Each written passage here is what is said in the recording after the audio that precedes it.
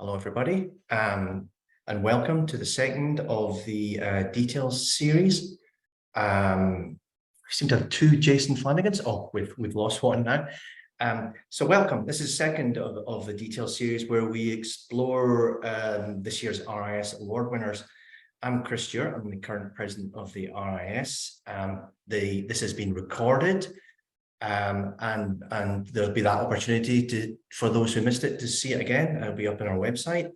But basically, we've got two buildings today, two amazing buildings, both in St Andrews.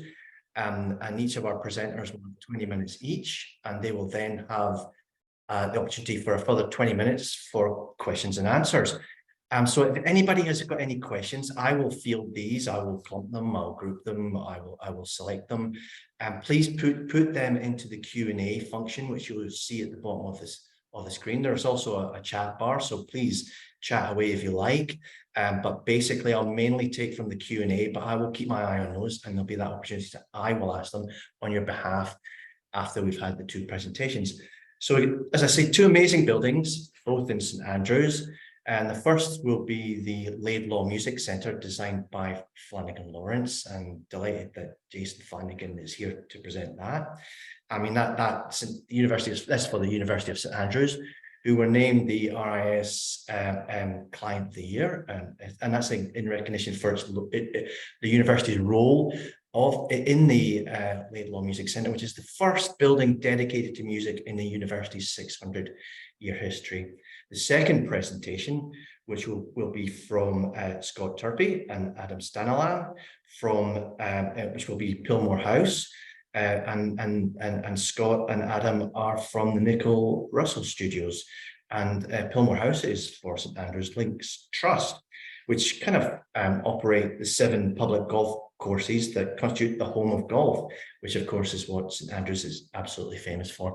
So I'm going to stop talking because really important that we maximize the presentation time for Jason, Scott, and Adam, and also that we've got 20 minutes to ask as many questions as we possibly can.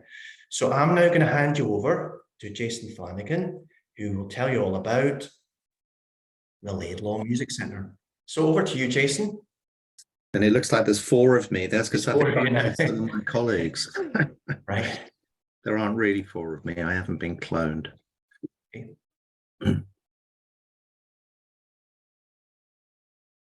Okay. Is my screen visible?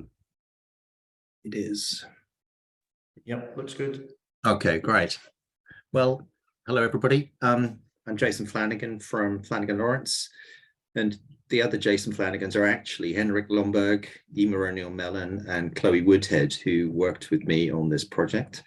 And actually, while I'm talking about the team, there were some key members of the team, not only the people from music department at the university, but also the estates department and the consultant team as well. So we had Idebury, who were our acoustician and venue consultant. We had WSP on all things M&E, Will Rudd on structure, and we had Gleeds and Turner Townsend on the project management and cost side.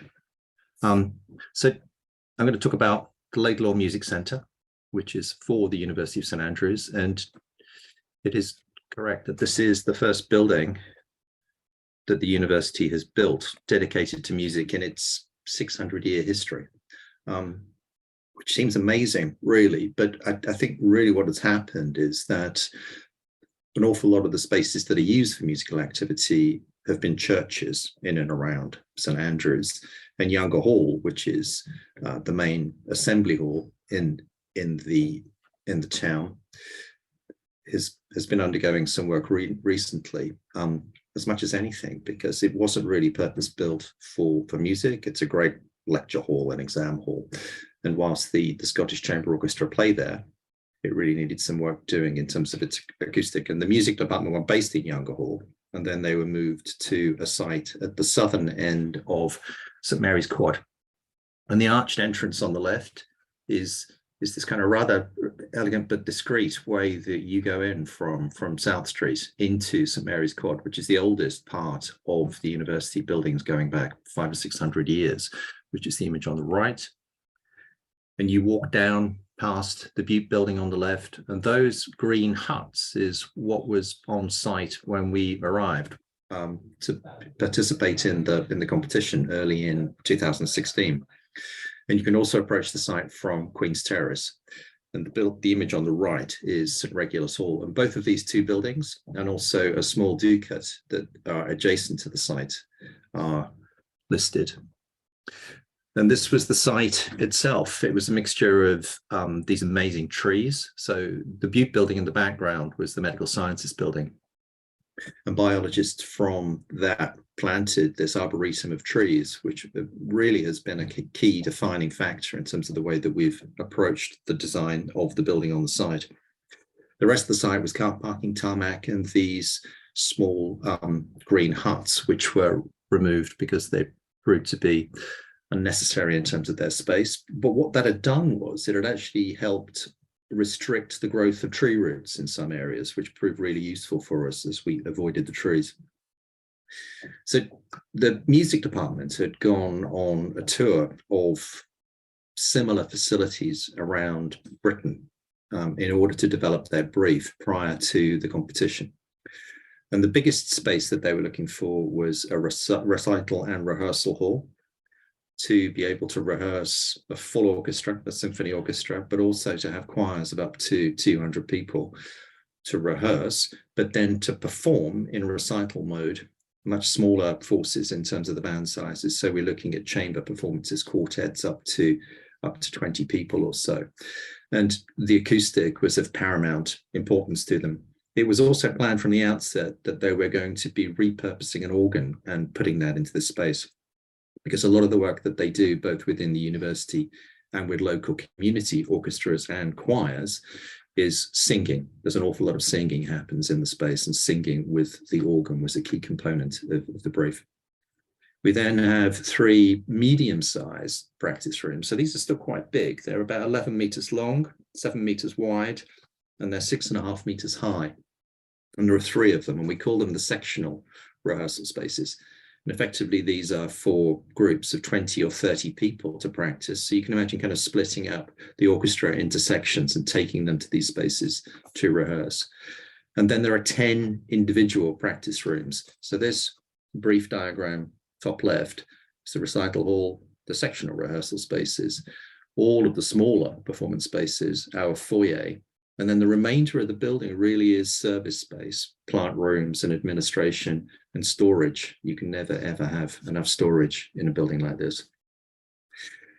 And our thinking about the positioning of these elements on the site was largely dictated by a relationship with the height and mass of the adjacent buildings. So you've got some regulars here on the left, Butte here on the right, and the ducat just at the north end of our site. This is Queen's Terrace running along the southern boundary. And we quite simply placed the recital hall, the largest element, towards the street where the buildings were taller and we had the maximum amount of space in amongst the trees, and then stacked the medium practice rooms to the north. So we drop down in scale and relate to the shoulder of the Butte building, wrap that in circulation, and then all of the smaller practice rooms and the amplified music suite forms a lower wing. So it's effectively 3 wings linked by a central foyer. And what that does is it all locks in with the heights of the springing points of the cornices of the adjacent buildings, and then rises up to this tallest point, which is, you can see here, the steel frame of the recital hall. But pretty much everything is dictated by the positioning of the trees. So that arched entrance that I showed you coming in from the town comes in through St Mary's Quad. And effectively what we wanted to do with the space in between the music centre and the Butte building was to create an extension of St Mary's Quad, and utilising these beautiful mature trees that existed to create a new rectangular area of greenery with the trees, a diagonal route that takes you around the building. And then we have 4 entrances. We can come in from Queen's Terrace, from the south, through a new colonnade and a new gateway through the wall. And we can also come in from the west and east and approach from the north around this quad. And then the other key component was the relationship with the trees, these fantastic mature trees with huge canopies, but also the tree canopy is generally a good indication of the size of the expanse of the tree roots. And we were really only absolutely able to definitively position the edges of the building once we knew what the extent of the tree root expansion zones was. And that's where the porta cabins, the huts, and the tarmac of the car park had actually helped restrict the extent of the tree roots in some of the areas around the perimeter of the building. And what we then did is suggest that we wanted to enclose the site with a hedge on both sides to create an enclosed garden that you move through with the setting of the building and these amazing trees. And that gives you an indication of the extent of the tree canopies, which do come within 0.5 metre and 1 metre of the facade of the building. So on the left, a diagrammatic plan. So you have the recital hall in the southwest corner, circulation linking through the foyer, entrance from all sides. The medium-sized practice rooms are stacked with glazing looking out to the west and also north into St Mary's Quad. And then at the lower level, at ground floor level, we have a combined percussion suite and storage area, which is glazed and open to the colonnade and these two new green areas. And then the architecture of the building is very simple. We wanted to define a series of stone volumes and stone planes in order that we could get a discrete amount of glazing into all of the recital and rehearsal spaces.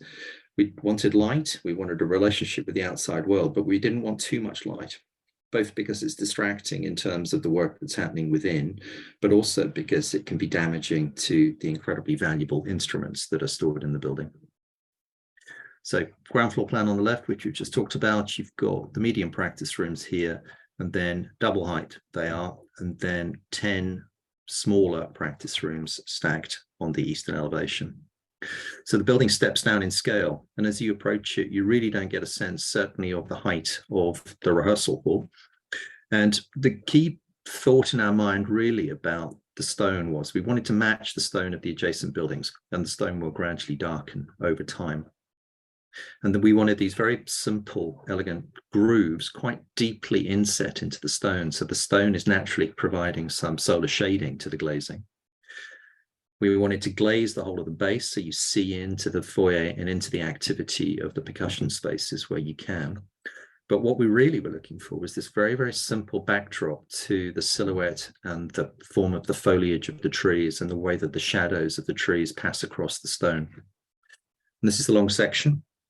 And we'll talk more about exactly what's happening in the recital hall later, but this is the recital hall with its reverberation chamber above, triple height foyer, and the raised up medium practice rooms, circulation and administration, and our plant is stacked on the 2 lower roof levels.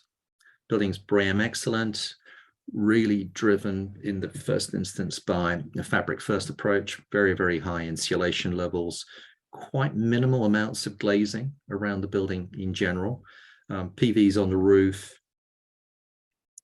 So in terms of the approach to the building, it's partially concrete frame and partially steel frame for the main recital hall. And this is a view from the northeast corner of the new quadrangle. So you've got these gorgeous trees, these mature trees that were planted over a century ago, including this wonderful copper beech. And around the corner, a remarkable Korean zelkova, and then horse chestnuts and oaks. This is the new lawn that's been planted and the smaller lawn. Really what we were looking to do was to get as much activity visible at lower level, as much daylight and view from the foyer out to these beautiful trees, and then discreetly in the background, you see the building rising up to its higher point. And it's incredibly dramatic, obviously, the changing of the trees is the key component of the way the building changes. And you go from this stark silhouettes of the trees and the shadows they cast on the stonework to this very, very verdant sylvan setting when the trees are in full leaf. So the approach from Queen's Terrace, this is this amazing horse chestnut just to the south of the building, and you've got the recital hall on the left. New gateway that leads through into the university and then into a colonnade that runs under the building.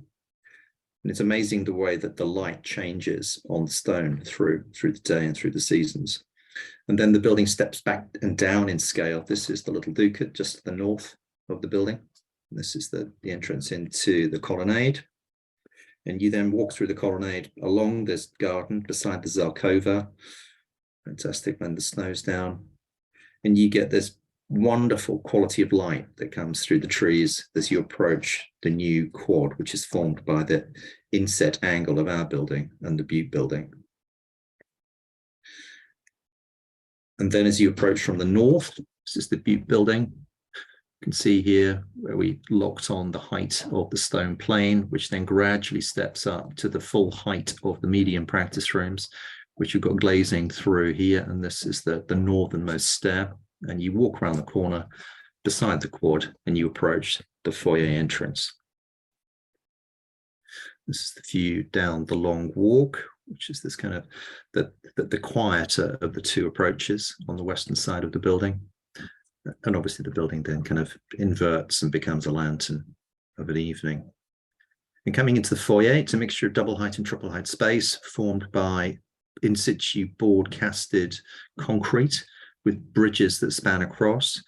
And the whole of the idea of the foyer is to get light in from the west and the east, open up to these views of the trees on both sides, and there's a small courtyard on the western side as well.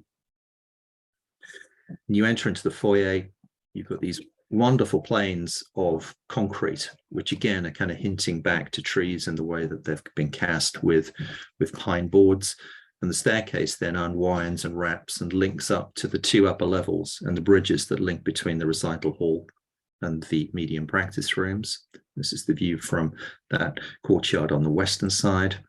And you rise up to the very top of the building where there is a music library, which is set up at the top in amongst the tree canopies. This is one of the medium practice rooms. As I say, they're about 6.5 meters high. That height is largely needed to be able to kind of get the amount of loudness that you really need to deal with the forces of, you know, if you've got 20 people singing in this space accompanied by a piano, you need a combination of a way of controlling loudness and the reverberance. So we can tune the room by drawing out drapes on each of the walls. And then there's just a very subtle inflection in the ceiling planes to stop any flutter echoes within the space. Another one of the medium practice rooms on the left, and the image on the right is one of the 10 individual practice rooms with their windows and their beautiful views out over the hills. And then we've got the McPherson recital room, which is both a recital space for public performances and a rehearsal space for local community and university orchestras. Scottish Chamber Orchestra come and use the space, and also all of the local university and community choirs. And we believe that this is the world's first recital hall to feature a reverberation chamber. And the reverb chamber is this whole room which sits above what you see of the hall when you enter. So the soffit, the visible soffit, is set at 9 meters, and there's about 50% of this is then open to the reverb chamber above. And that's set at around 9 meters. So there is some sound that gets reflected straight back from the 50% solidity. The rest enters into the reverb chamber. And effectively what we can do is we can tune the room for anything from just under a second if we pull all of the acoustic drapes within the reverb chamber and also drop acoustic banners down on the walls, and we can really deaden the space, which is the bottom diagram. At the other end of the spectrum, if we've got 200 people in the choir and we want the space to sound like a large church, we retract all of the acoustic absorption, the banners and the curtains, and we can then stretch the reverberation time to about 3.5 seconds, or anything in between, because we can draw out the curtains to a larger or lesser degree. Equally, we can tune the height that we set the banners. So the instrument that is the room is incredibly flexible acoustically, because it's got to deal with a vast repertoire that the university and the local communities perform and rehearse in this space. It's got an incredibly warm acoustic. It's very, very clear. And that's largely down to the fact that the oak on the walls is incredibly monolithic, very smooth. There's not much diffusion in the space, and the sound reflects straight back off that. And you get this wonderful clarity from voice, piano, violins, you name it. You get this wonderful clarity. But because there is this huge volume that we can then deploy, you get this great tail of reverberation. So you get that warmth. It's a bit like an aftertaste. When you kind of put something in your mouth, first taste and then the aftertaste, it's a very, very similar situation here where you get this wonderful bloom on the sound. And that warmth we wanted to pick up in the architecture of the room, which is why we chose to wrap all of the surfaces in timber. And what you're seeing on the sides here is the expression of the steel frame, which then wraps up and over to create this series of this kind of trellis-like soffit, above which there are a series of lighting gantries. It's really important when you're in a space like this for a long time that you have daylight. So we've got 4 windows in the 4 corners, which can be blacked out or opened up. And the other key aspect to the room that gives it a huge amount of flexibility is the floor. And again, we think this is rather unique also. So the floor, and if you watch this video, you'll see it in action, is composed of 100 timber panels, which are timber boxes. Underneath each is a hydraulic lift. And each of these 100 panels can be tuned to rise and lower to a various number of presets that exist. So it means that we can have in the round settings, end stage settings, people sat on 4 sides, people sat at one end of the room, and you can do all of this at the push of a button, and it takes literally seconds to reset the room. And then we've got loose chairs, which is what the audience sit on, but they're also the same seats that we use for the performers. And those images onto the right there are of the acoustic banners that we deploy to dry out the internal acoustic of the space, in addition to whatever treatment we're using in the reverberation chamber. And so finally, let's have a listen to the room. This is Lucy Russell from the Fitzwilliam Quartet. And these are some of the first notes that were played in the room.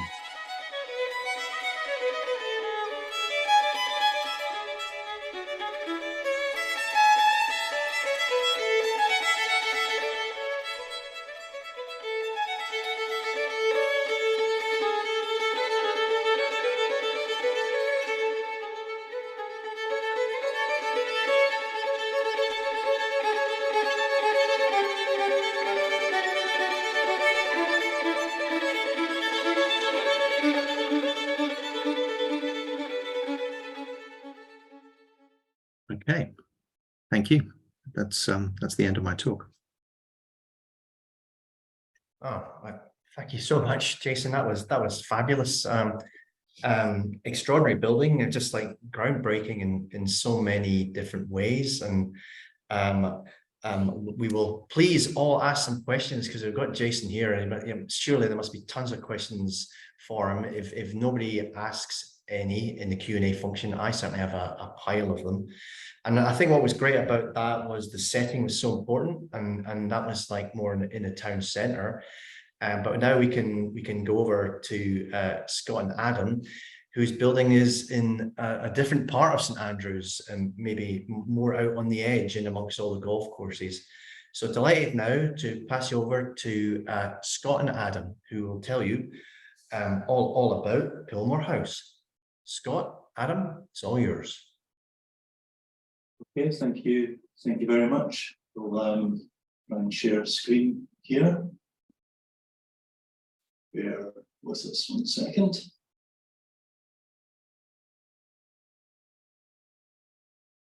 Hopefully this will come in. There we go. Yeah, so thanks for that, Chris. Yeah, Adam and I are going to do a little double act talking through Pilmour House for St Andrews Links Trust. And as you said in your introduction, the Links Trust are a really interesting organisation. They operate, they maintain, and they promote the seven public golf courses in St Andrews that collectively are known as the home of golf, and known as that across the world. And they're not, they're not a golf club, but they do have clubhouses and various other buildings. And the ones that we are interested in today are sitting up in this site here. You can see my cursor, and that's sitting to the northwest of the core of St Andrews. Jason's project's down here. And they're sitting in this peninsula of golfing links landscape. And historically, that has always been quite an interesting little pocket of development in that landscape. You can see in this map down here, sort of domestic estate kind of development of a house, a cottage, a lodge house in a kind of not quite a walled garden, but remnant walls and estate walls. And you can see in this aerial view from the 30s, the already mature trees that stand in real contrast to the open landscape in that area. And that was of interest to us. This, the site, if we zoom in now, the site here, you can see contained two buildings when we arrived. The Eden Clubhouse here, which had some offices that had grown into attic spaces, really within the clubhouse itself. And down here, a really incongruous little 1960s bungalow, kind of on its last legs, but on the site of the original lodge. And we were interested in that. It had another couple of small meeting rooms and offices, and in fact a little starter box, which is effectively a ticket office for the Balgove golf course, which is down here. And there was a car park and drop-off point, and also almost a semi-industrial buildings of the greenkeeping centre for lots of greenkeeping staff for the Links estate. But these buildings didn't really take full advantage, we thought, of really a magnificent setting here, looking kind of north over the golf courses to the Eden Estuary and the Sidlaw Hills of Dundee beyond. So these were all factors in looking at the development of this new headquarters building. And really the strategy there was to redevelop the brownfield site, if you like, of the cottage, the bungalow, and to decouple accommodation, office accommodation that had outgrown and was kind of substandard really in the Eden Clubhouse and other Links Trust buildings across the estate, and to bring everyone together under a new roof into this new headquarters building, still very modest in scale, and in fact had to be to fit in a bit like Jason's project, working in amongst protected and beautiful mature trees, and we wanted to maintain these, so we occupied the corner of the site, if you like, reinforcing and growing out of that established boundary wall, remnant boundary wall, and then reshaping it, enclosing this kind of courtyard garden. And as part of that, keeping the footprint small, we hived off the Balgove starter to become a little pavilion itself in the landscape. And down here, some of the plant accommodation was actually put remote in a little energy centre that was pragmatically accessed off the service yard to the greenkeepers facilities, which is where we also had ease of utilities connections, and was actually positioned to allow it to feed into future redevelopment of the clubhouse itself, as well as into the office accommodation. So the first of these, I'm going to talk through the two sort of ancillary parts of that, the little energy centre and the Balgove starter, and then Adam will talk through the main headquarters. But the starter itself was very underwhelming in the sense that it was tacked onto or part of this 1960s bungalow, and yet there is a rich heritage in Scotland, well, in the UK, across the world, of fantastic kind of little starter pavilions and quirky, eccentric little buildings that occupy the first tee of many golf courses, and we felt there was no reason why the Balgove course shouldn't have the same. So we had a lot of fun, although it was the tiniest project probably the office has ever built. We had a lot of fun developing this little structure, this little perfect sort of pavilion, and despite it being, only about 2.5 meters diameter and 2.5 meters tall roughly, it's we still managed to generate 6 different floor plans. But we think works quite successfully in the landscape. It's a familiar kind of form, but completely contemporary in its expression. It's a glulam structure, a timber structure, zinc roof, shelter, overhang eaves for people coming. Often there's groups of kids having the first golf lessons here, and they shelter under here if the weather's not so great before going out onto the round of golf. and there it is with the skyline of St Andrews in the backdrop. The other part of that strategy, as I say, is this sort of little energy centre or gateway down in this part of the site. Very pragmatic reasons for siting it there.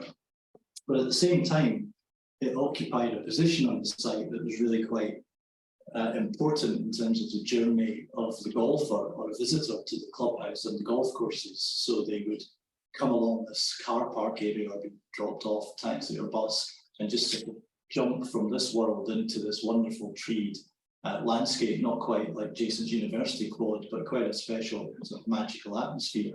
And we wanted to mark that transition, really almost bring the front door of the clubhouse forward as part of this project. And we looked at precedent for that in the sense of, you know, things like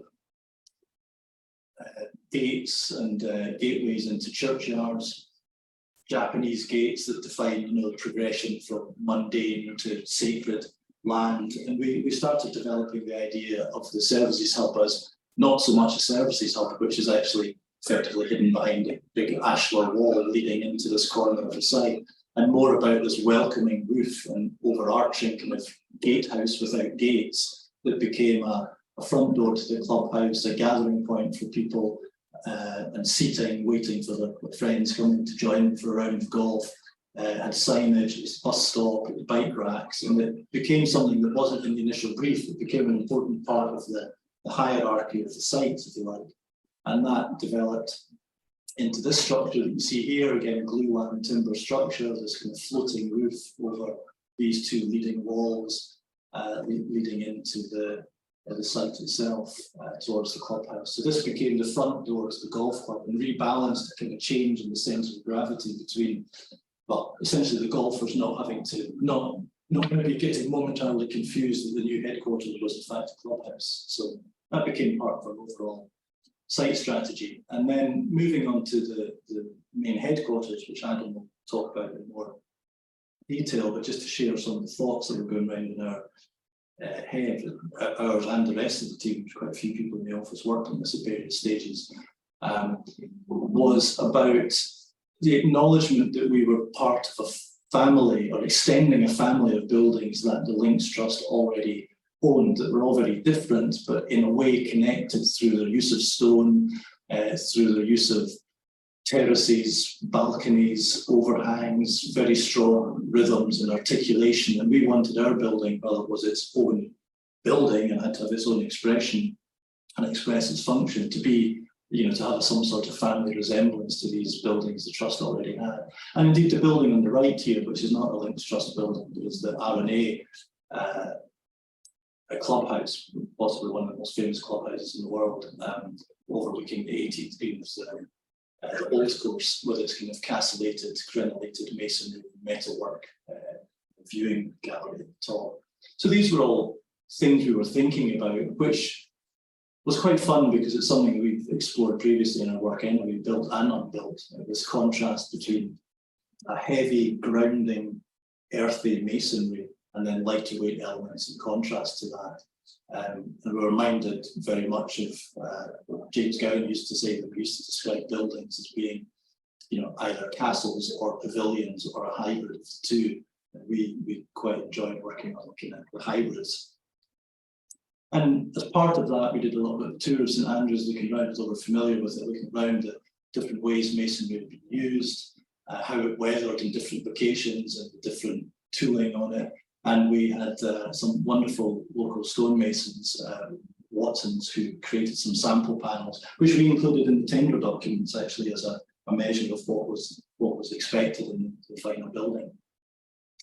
But at the same time, we were thinking about the scale and the material qualities of the interior of the building we were creating and how that could express the heritage and tradition of the Links Trust, but also in a kind of relaxed and engaging way, an open way, engaging with the landscape. And to some extent, we started thinking of the building not so much as a small office, but almost as a kind of large house, which seemed appropriate also given the slightly domestic history of the site and the very name, the home of golf. And we were reflecting on that blend qualities that were really expressed in the kind of friendly, crafted modernism of houses of likes of Morris and Steedman and Peter Wimmersley. And really these were the kind of discussions and thoughts we were having as we were designing the building, developing the sketches and going through SketchUp iterations and all the rest of it. And yeah, Adam will take you through the main building in detail. So zooming back out to the site plan, we've located the building on the northwest edge of the kind of the walled kind of garden as it was, both to give kind of breathing room to the kind of mature trees we spoke about earlier, and also to kind of slightly romantic notion of engaging with that wall and the building kind of growing out of that wall and kind of wrapping around and then kind of capturing this landscape space. It also allowed the building to kind of act as a bit of a threshold, both between kind of the golf world and then kind of the landscape, and also the kind of the distant and the near and the city as a whole.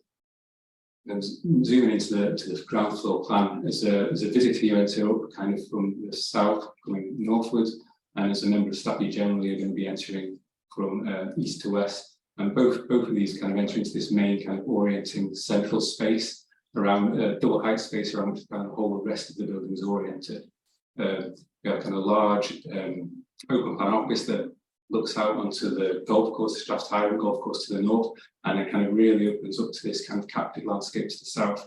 And then the kind of two meeting rooms that almost sit on the golf course. So when you're sat in those meeting rooms, you're right in the heart of what the Links Trust is all about. And then kind of slowly accommodation is kind of becoming much more stronger in terms of the wall kind of becoming much more massive and breaking down at various locations kind of as the wall moves around. On the first floor, we have kind of cellular offices again to the north and set back from the golf course, and then another open plan office that opens again up onto the kind of the captured landscapes east to the south, and then 3 kind of meeting spaces, each of which kind of overlook the golf courses, also can kind of open up and become this much larger. These 2 doors go kind of almost like this really large space, which the trust views as kind of a hospitality and entertaining space, which can be kind of fed from this staff room down the south edge.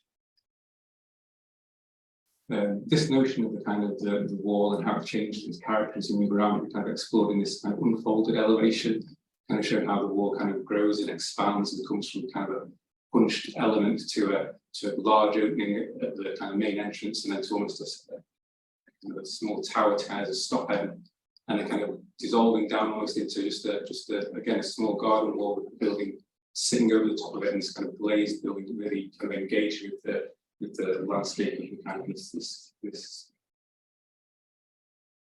So here is the wall. This is the original wall here, and our building kind of stop ends that wall and it kind of grows out of it, and kind of remnants of the wall can be seen as kind of visually as the kind of the line of fill coming through kind of to continue what the original wall would have been there. And our building also kind of grows bigger and then has this pavilion type form over the top of it, and then this kind of encompassing kind of canopy roof that is on all sides of the building, kind of oversails, and is this kind of sheltering canopies, kind of referencing kind of the trees that are there. This elevation also is kind of the only elevation sits directly on the golf course, and because of this we've kind of tried to mediate between the office space and the golfers, and so the wall really thickens up here, and it's kind of like 450 mil kind of deep recesses to these windows, and then the offices above kind of this pavilion-like structure, this lightweight structure kind of, again the offices themselves recessed back, but the kind of meeting, the kind of boardroom on the side here kind of being the most kind of forward-facing of all the windows, kind of both looking out, but also you can kind of see in at that point. And the building kind of acting as a threshold, and there's kind of many layers to the building in terms of the fins and the roof and the wall, and kind of what you see beyond that. Also, you kind of got the golf course in front, the kind of the captured landscapes behind, and the St Andrews itself, and then beyond that, even the rolling hills beyond. Moving on to the kind of the entrance elevation here, we've got the building slightly back from this golf course, so it allows the building to kind of open up a bit more and be a bit more expressive at ground floor level in terms of entrance, which is where the main entrance is. But it's still kind of a recessed entrance, so it's not kind of feeling like either you're overlooking or being overlooked by the golf course or by the office building itself.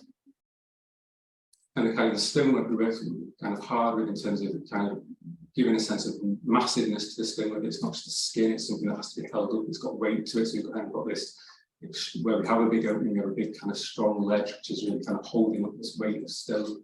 And then kind of to contrast against that stone, but it's much lighter weight, kind of metalwork balustrade, kind of gives a detail and a lightness to kind of top of that stone, and kind of contrast it. And as you move around the building, the kind of the feeling of the building changes, and the atmosphere of the building changes from kind of a a heavy base with a kind of pavilion-like structure on the top to this kind of stop end, which almost kind of is an end to kind of the formal frontage of the building, as it were. So the kind of the wall kind of totally dissolving away, and the kind of the building is the kind of glazed, lightweight building kind of really opening up to this kind of captured landscape piece to the south. And this is that kind of landscape kind of set within these beautiful trees that the building kind of can open up to, because the trees kind of provide a certain amount of kind of privacy, so the office can be much more open to them. Also, they kind of provide shading, so you can kind of get rid of a lot more glass, and not have to worry about the glare and the overheating that could come in if they were there.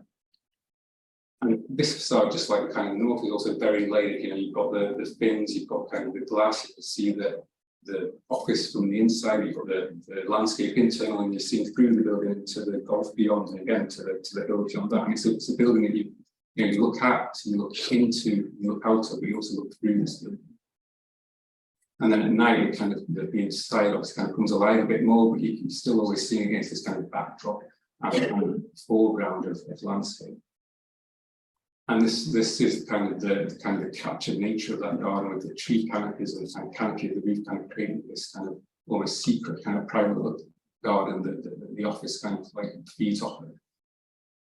Going inside, this is kind of the main entrance hall as you enter from as a visitor, and to the left you can see kind of brought stonework in to kind of give a real sense of the kind of depth and the weight of that stone coming into the building, not just being a skin. And also kind of bringing the outside in, kind of planting within the space, and also obviously the light and the views. And you've got views out, you've got views up, you've got views through. But it's also a very calm space, and again, kind of has that kind of slightly domestic feeling. It's a double height space, but it's not vast. It doesn't feel overscale. It's got a very human scale to it. And we kind of brought in the warmth of the timber from outside, and also kind of texture and grain to really give a real kind of homely sense to it as well. And then this kind of natural light coming in through a kind of a spine of roof light to bring light really deep into the plan. We also kind of played with the idea of bringing the outside in by kind of creating these little islands of kind of golf greens almost, in which you would sit to have your meetings. So the kind of the meeting room is kind of defined by a carpet, kind of a rug almost, an inset carpet that kind of representing a golf green. And this is kind of in all the meeting spaces, all kind of those spaces where you stop and kind of contemplate. And that holds true to the boardroom as well. And this is probably the most kind of pavilion-like room in the whole building. It kind of looks out on three sides and has kind of really expansive views out the way. It's also a building we kind of tried to make effortless as we could in terms of how it kind of, how you viewed it, the kind of materiality kind of coming to the floor, the views, and kind of any extraneous stuff kind of getting out of the way. So it felt like a really calm place. And again, that kind of domestic feel to it in terms of scale and materiality. Moving into kind of the main open plan office here, similar themes come through here, but obviously in a more working space, with the bringing green in through the storage planters, again, kind of a meeting space defined by a green, and also the views out to the kind of treed, captured landscape, and also to the golf course beyond. And we were in control of all the kind of fittings and furniture. We specified everything, which really allowed us to kind of control the whole look of the building, and kind of create it as a cohesive whole. And again, kind of bringing in the warmth in the ceiling there, and also kind of touches of green in the furniture. And this is, I think, one of our favourite rooms in the whole building, which is the open plan office upstairs that sits really within the kind of the tree canopy. And the canopy almost touches the building, and the kind of the line between what's inside and outside is very blurry. It's a lovely kind of dappled light coming through.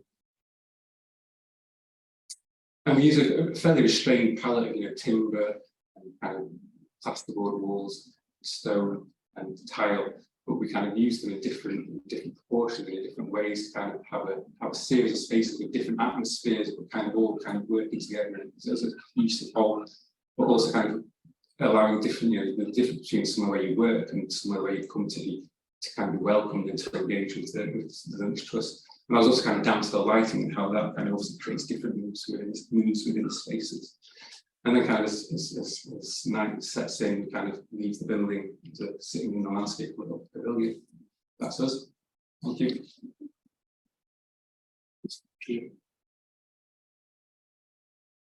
Right, well, thank you very much. That was fantastic.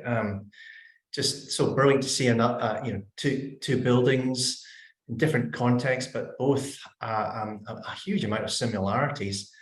I'm afraid we got a very shy audience today, so it might be questions from me that you're going to have to field.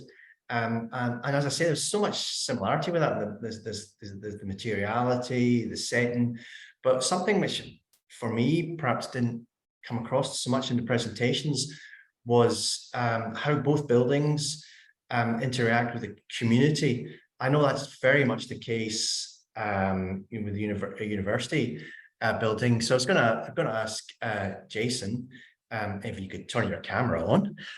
Oh, there you are there, Jason. I was wondering which Jason was going to come up there. I was kind of like, but that I think that's so crucial. I'm now I'll obviously come on to Scott and Adam and ask them the same question, but that interaction with the community, in fact, they can use the building, and I wondered how that worked in summer. I mean, it would be great if you could tell us a little bit about that.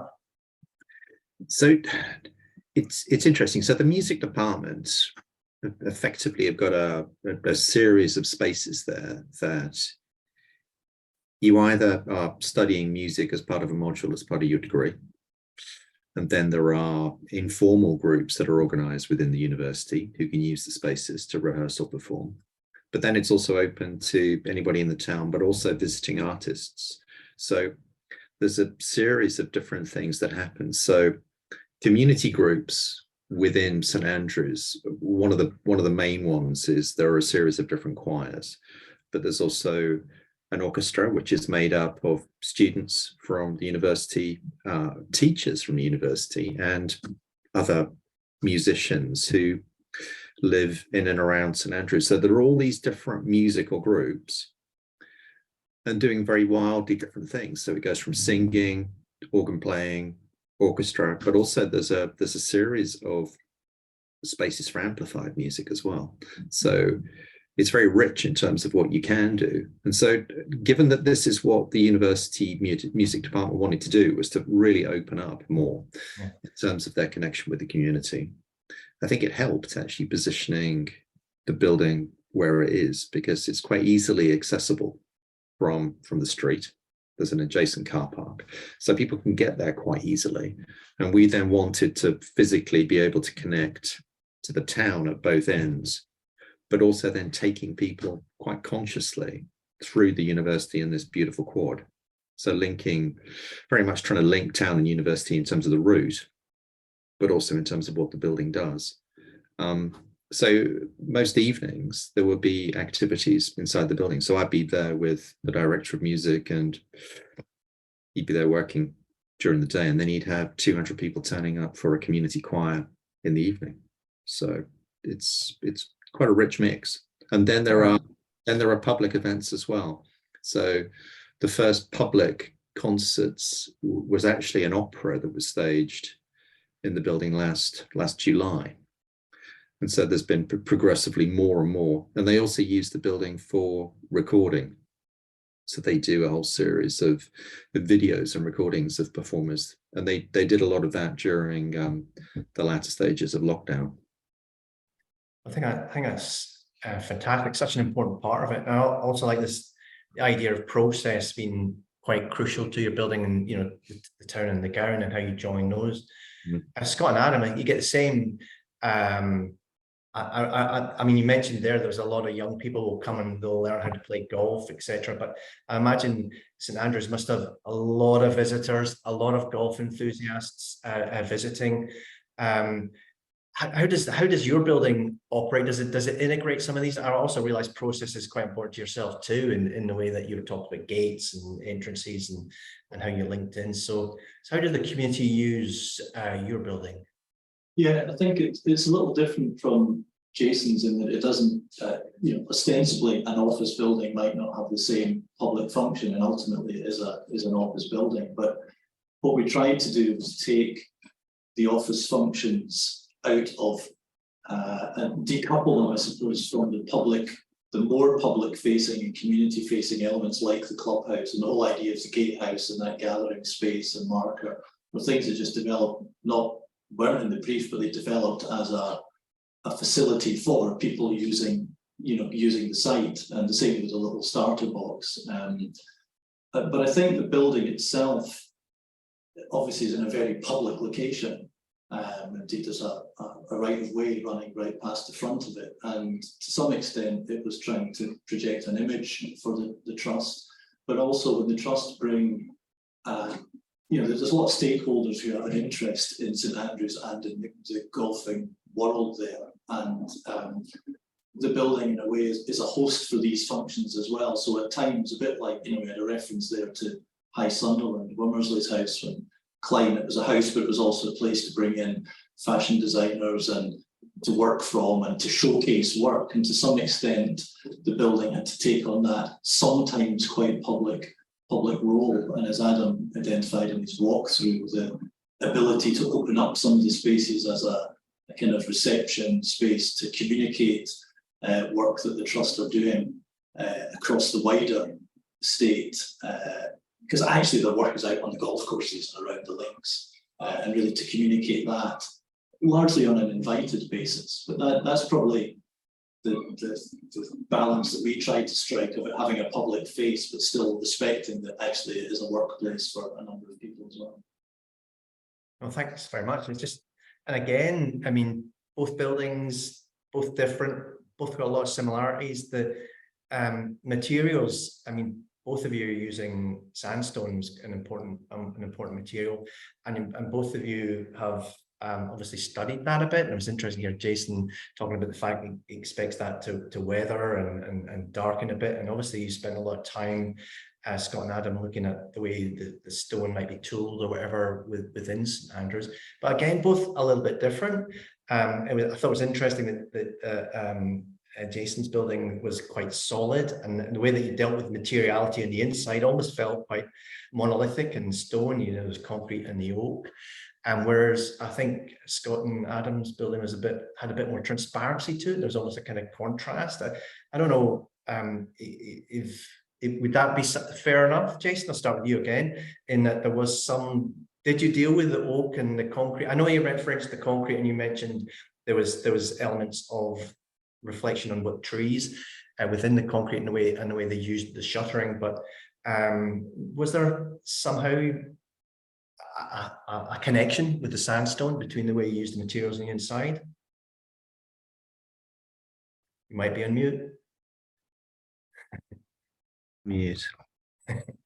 I think we very much saw that the sandstone on the outside. There's the relationship with context in terms of the adjacent buildings, and yeah, we were looking for something that was monolithic, and we got a sense early on that we didn't need much glazing, and actually the university were kind of pushing us away from glazing in that they wanted to have quite minimal openings. And so that started to kind of make us think about how we could get grooves into the stone that would kind of retain this sense of the monolithic form and give us daylight in view, but also shade the glazing. And the stone for us, we did want it to be very, very simple and almost quite stark, because for us, it was forming a very simple neutral backdrop to the trees, because the trees is what the space, the place is all about, really. And so we wanted the simplest backdrop that we could. And then when you go in, it was really a question for us, I think, of stripping away the layers and kind of stripping right the way back to pure bones of the concrete structure in the entrance, because those are the sheer walls that are bracing the whole of the building. And even the staircase is cast and is stiffening the wall. And then you get the concrete bridges. So we wanted to reveal as much of that. And you also see some of that on the outside. So there are these very, very smooth, round concrete columns that form the edge of the colonnade. So you get that relationship of concrete and stone inside and out. And then the minute you go into the musical spaces, they're very much about lightness and timber, and they're very much driven by choosing the right materials, not only for the way they look and make you feel, but the way that they sound. So we went for timber for two reasons. One is if it's detailed correctly and it's absolutely monolithic to the wall that it's bonded to, you get absolutely pure reflections of sound across the whole frequency range, which is really, really important for us. And then timber runs through all of the other practice rooms. And there's also a kind of there is a subliminal aspect to timber, which is people go into timber spaces and they think they sound good.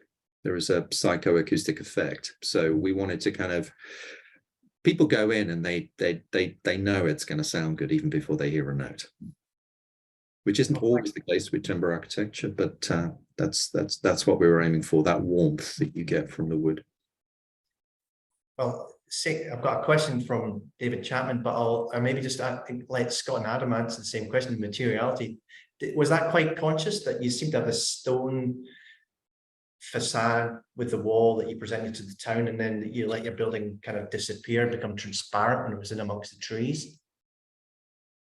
Yeah, I think it was, and I think also there was a sort of decision about the expression of the stone relative to the function of the building. And for example, the walls to the gatehouse element, the gateless gatehouse leading into the clubhouse, which of course is the most public and engaging part of the estate. And these were ashlar walls, smooth civic, and St Andrews civic buildings like Jason's Music Centre, they tend to have the dressed stone, the more expensive stone historically. And so we wanted to have that for the most public part of the series of interventions, if you like. And we kind of wanted to slightly informalize the main headquarters and not have it with that same ashlar museum-like public quality, and maybe reflect back to the history of the site a little bit. And so the split-faced, more textured expression of the material there, which that was one of the reasons we went for that, and tying into the boundary wall and things like that. And we worked really closely with anyone who's worked in St Andrews probably worked with Watson and Sons stonemasons, and we'd worked with them, just an incidental actually, 25 years ago in the Byre Theatre in St Andrews with Watsons and with both the chap Bill Watson who founded the company, but also his sons at that time who were young like I was when we did the Byre. And the same masons were working with us on this project, and it was a fantastic way actually of bringing in not just the material connection to St Andrews, but the local skills base, which is its own community as well, to be nurtured in St Andrews. And we were really pleased that that worked out that way, and that the masonry is a load-bearing masonry. As Adam tried to identify, it's trying to deal with mass and real craft, but at the same time having to work with the economics, of course. But so that's just about the stone in particular, Chris. Right. Well, we've got a question from David, and I think it's for Jason, and it's very technical. But I'm going to ask it, even though we're running low on time. I'm sure we could read it, but I'll read it out. The absorption panels that can be deployed to reduce the reverberation time in the main hall, where do they retract to? Into the reverberation chamber? Or are they on rollers? Is the reverberation chamber, as per its name, permanently reverberant? i.e., does it have any absorption into the space? I don't know if you can answer all that in a minute, Jason, but have a go. I can. It might be worth me just kind of sharing an image, because that'll make it easier. All right. That's okay. If I rapidly. So I'll go back to the section. Here we go. So within the reverberation chamber, what we have is very, very thick, heavy wool serge curtains. And what they do is we literally kind of retract them back into the corners, into the smallest available space. And they just sit in the corners of the room. So we can literally wrap all four sides of the reverberation chamber. the soffit is always left reflective, because the way sound bounces around in that space when the curtains are deployed, sound getting in is going to come off the wall, off the ceiling, and eventually hit one of these curtains. And so then we're able to kill the space. So the reverb chamber can effectively be turned on or off simply by drawing the curtain. Then on the walls, these are very thick, very heavy double layer roller blinds, and they drop in the space in between the columns. And so you can bring them down 100%, 0%. So when they're retracted, there's no absorption in the space whatsoever. So you can have the whole room completely open and reflective, and the only absorption will be the seat pads or the people who are in the space. So we can either be totally reflective or very, very absorbent. Fantastic. So we're out of time, but that just and we could have probably talked for ages and ages, but two amazing buildings, two fantastic buildings. I can only thank Jason, Adam, and Scott for giving us that presentation, but we have run out of time. Please, everyone, keep your eye open on Eventbrite for when the next detailed discussion will be. We don't know exactly what buildings will be next up, but it will be placed on Eventbrite and it will be emailed to you via the bulletin or on our website. So please look out for those. But I don't know when. I will give you a round of applause. But Jason, Adam, Scott, thank you so much. That was just absolutely wonderful. Really, really enjoyed that. So thanks, everybody. And I'll let you all get away now and get some lunch. So cheerio, everybody.